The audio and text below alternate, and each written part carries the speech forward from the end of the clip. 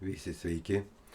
Pagaliau aš prisiruošiau įrašyti šį video, kaip perrašyti VHS kasetės arba video kasetės iš video magnetofono arba video playerio vadinamo į kompiuterį MP4 formatu. Norėjusiu įdėti video, kas būna, kai mes delsim ir nepersirašom, tai nepadarom savo darbų laiku. Tai va čia, bet čia ant didelio greičio jau aš paleidau, kažkam gal neįdomu, tai gali iš vis prasukt, kažkam įdomu, kaip vyksta ta operacija, gali sulėtinti ir pažiūrėti, kasgi ten vyksta. Šiaip informacinio pobūdžio čia daugiau.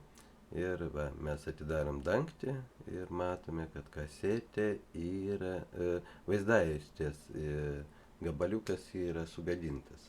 Mes jį nukirpsim. Galima taip pat patiesinti, tačiau vaizdas jau nekoks ten bus. Tai vat, dabar parodysiu, tai štai taip. Tai čia vaizdo įrašymo plokštė vadinama, arba adapteris VHS į DVD. Ir jisai skirtas, nors ir rašys, kad 10 Windowsam, tačiau čia aš su 11 rašau ir viskas tinka. Štai mes, pajungimas labai paprastas. AliExpress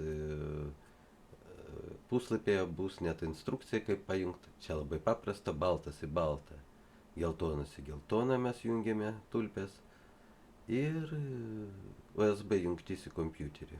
Viskas. Dabar belieka mums pajungti į rozetę, tą video playerį. Galima iškart pajungti, čia nėra skirtumų didelio. Ir štai prasideda įrašymas. Aš įrašinėjau su nemokama OBS Studio programą. Jūs galite su kita, kokia jums daugiau patinka. Čia labai paprasta programa, keli mygtukai man daugiausiai tinka. Taip pat galima pagerinti su ją vaizdą, spalvas, garsą. Na ir štai, va, spaudžiame stop. Ему невыгодно сейчас. Хотя, с другой стороны, если он хочет выжить нас с рынка совсем... Так. Так откуда тут? Ačiū žiūrėjusiems. Nuoroda bus apačioje. Iki.